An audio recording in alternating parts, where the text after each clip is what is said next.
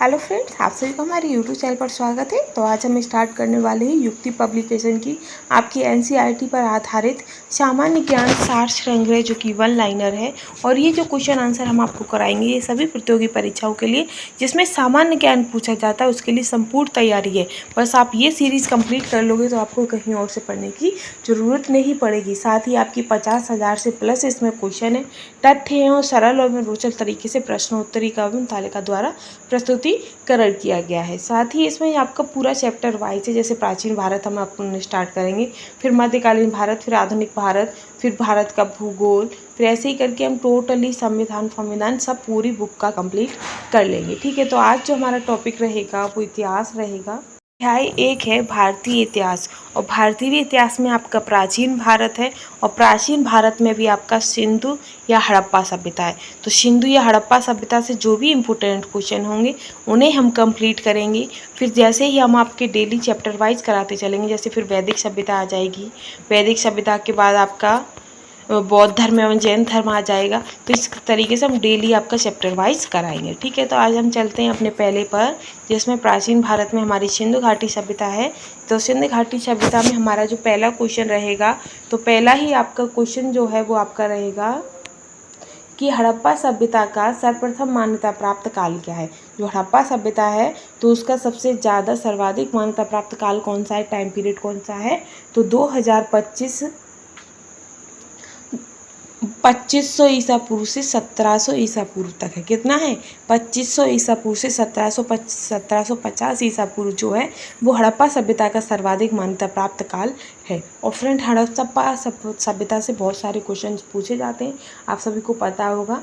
ठीक है, आगे है कि सिंधु घाटी सभ्यता में घोड़े के अवशेष कहाँ से प्राप्त हुए। तो घोड़े के जो अवशेष प्राप्त हुए वो आपके सुरकोटदा में प्राप्त हुए। कहाँ से, सुरकोटदा से प्राप्त हुए हैं। ठीक है, आगे रहेगा आपका नेक्स्ट क्वेश्चन कि सिंधु घाटी स्थल कालीबंगन किस प्रदेश में है। तो जो आपका कालीबंगन है वो राजस्थान में स्थित है। कहाँ पर है, राजस्थान में। ठीक है, आगे है आपका कि किस पदार्थ का उपयोग हड़प्पा काल की मुद्राओं के निर्माण के रूप में किया जाता था।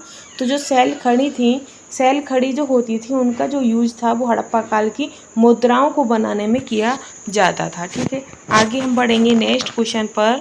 तो नेक्स्ट क्वेश्चन रहेगा आपका कि हड़प्पा सभ्यता किस काल की है। तो जो आपकी हड़प्पा सभ्यता है वो कांस्य युग की है। किसकी है, कांस्य युग की। ठीक, नेक्स्ट है कि सिंधु घाटी सभ्यता के लोगों का मुख्य व्यवसाय क्या था।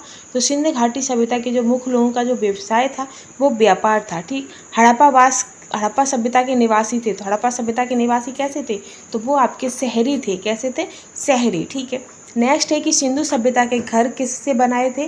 तो जो सिंधु सभ्यता के जो घर थे वो आपके ईंटों से बने थे। किससे, ईंटों से। ठीक है, आई होप आप लोगों को क्वेश्चन आंसर भी पसंद आ रहे होंगे। नेक्स्ट है कि हड़प्पा वासी किस वस्तु के उत्पादन में सर्वप्रथम थे। तो जो हड़प्पा वासी थे वो आपकी कपास के उत्पादन में सबसे आगे थे। ठीक है, आगे है कि हड़प्पा सभ्यता का सर्वप्रथम खोजकर्ता कौन थे। तो हड़प्पा सभ्यता की जो खोज है वो आपकी दयाराम साहनी ने की थी। ठीक है, आगे हम बढ़ेंगे नेक्स्ट पर। तो नेक्स्ट क्वेश्चन रहेगा इसमें आपका कि सिंधु सभ्यता का पतन नगर यानी कि बंदरगाह कौन सा था। तो सिंधु सभ्यता का जो बंदरगाह था वो आपका लोथल था, और लोथल आपका गुजरात में, आप सभी को पता होगा। नेक्स्ट है कि पैमानों की खोज ने यह सिद्ध कर दिया था कि सिंधु घाटी के लोग माप और तौल से परिचित थे। और खोज कहाँ हुई थी, तो जो पैमाने, इसमें इनडायरेक्टली पूछा गया है आपसे कि पैमाने की जो आपके साक्ष्य मिले थे वो कहाँ से मिले थे। तो पैमाने के साक्ष्य आपके लोथल से प्राप्त हुए थे। ठीक है, नेक्स्ट है कि मोहनजोदड़ो को किस एक अन्य नाम से भी जाना जाता है। तो ये क्वेश्चन आपका इम्पोर्टेंट है। तो अन्य नाम से आपका मृतकों के टीले के नाम से जाना जाता है। ठीक है, आगे है कि हड़प्पा सभ्यता का प्रचलित नाम क्या है। तो हड़प्पा सभ्यता का जो प्रचलित नाम है वो आपका सिंधु घाटी की सभ्यता है। क्या है, सिंधु घाटी की सभ्यता है। ठीक है, आगे हम चलेंगे नेक्स्ट क्वेश्चन पर। नेक्स्ट रहेगा आपका कि कपास का उत्पादन सर्वप्रथम सिंधु क्षेत्र में हुआ, जैसे ग्रीक या यूनान के लोगों ने किस नाम से पुकारा है। तो षडन के नाम से पुकारा है। किससे, शिंडन। ठीक है, नेक्स्ट है कि सिंधु घाटी सभ्यता जानी जाती है। तो सिंधु घाटी जो सभ्यता है वो नगर नियोजन के लिए जानी जाती है। वहाँ का जो नगरों का जो निर्माण था वो एकदम शहरी तरीके से था, ये उसकी विशिष्ट पहचान थी। ठीक है, आगे है कि भारत में खोजा गया सबसे पुराना और पहला शहर कौन सा है। तो वो आपका हड़प्पा शहर है, जो भारत में सबसे पहले और पुराना शहर खोजा गया है। आगे है कि भारत में चांदी की उपलब्धता के प्राचीनतम साक्ष्य मिलते हैं। तो चांदी की जो उपलब्धता के जो प्राचीन साक्ष्य हैं वो भी आपकी हड़प्पा संस्कृति में ही प्राप्त होते हैं। ठीक है, नेक्स्ट है कि हड़प्पा में एक उन्नत जल प्रबंधन प्रणाली का पता चलता है। तो कहाँ से? तो वो आपकी धौलावीरा से पता चलता है। जल प्रबंधन प्रणाली यानी कि जो नालियाँ थी उनकी एक बढ़िया क्वालिटी की जो नालियाँ थी वो आपके धौलावीरा से इस चीज़ का साक्ष्य प्राप्त होता है। ठीक है, आगे है कि हड़प्पा सभ्यता की खोज किस वर्ष हुई थी?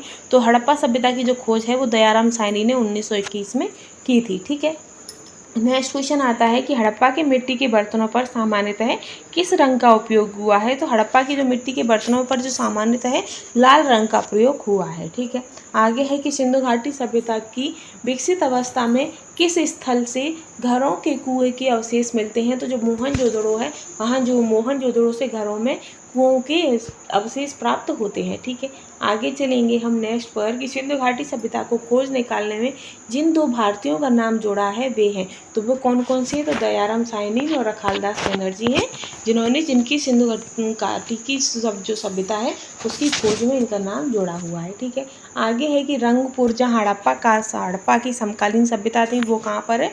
तो वो आपका सौराष्ट्र में। कौन सा? रंगपुर। ठीक, आगे है कि हड़प्पा एवं मोहनजोदड़ो की जो पुरातात्विक खुदाई के प्रभारी थे वो आपके सर जॉन मार्शल थे। पुरातात्विक खुदाई के जो प्रभारी थे वो आपके सर जॉन मार्शल थे। आगे है कि किस पशु की आकृति जो मोहर पर मिली है जिससे ज्ञात होता है कि सिंधु घाटी और मेसोपोटामिया की सभ्यता के मध्य व्यापारिक संबंध थे? तो बैल की घाटी। किसकी?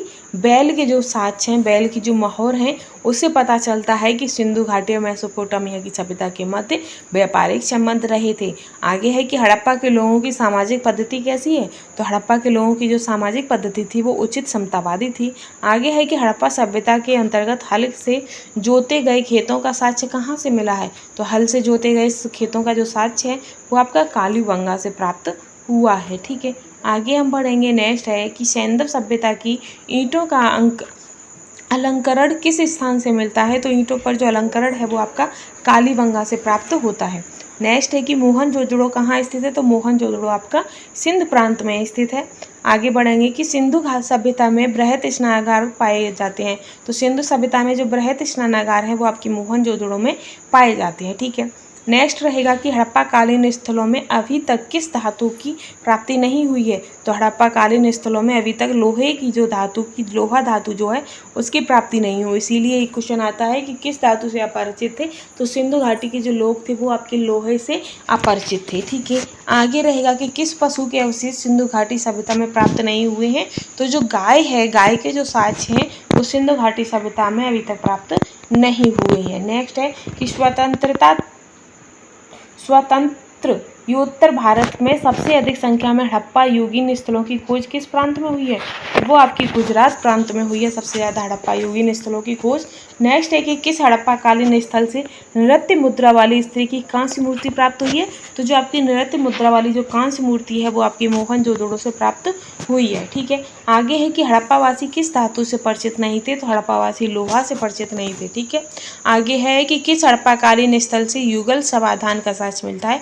युगल यानी कि जोड़ी में शवों का दफन करते थे। बॉडियों को जो डेड बॉडी होती थी उन्हें दफन करते थे युगल यानी कि जोड़ियों में। तो उसके जो साक्ष्य है वो आपके लोथल से प्राप्त हुए हैं। ठीक है, आगे रहेगा आपका कि मानव समाज विलक्षण है क्योंकि वह मुख्यतः आश्रित होता है। तो मानव समाज विलक्षण है क्योंकि वह मुख्यतः आश्रित होता है किस पर?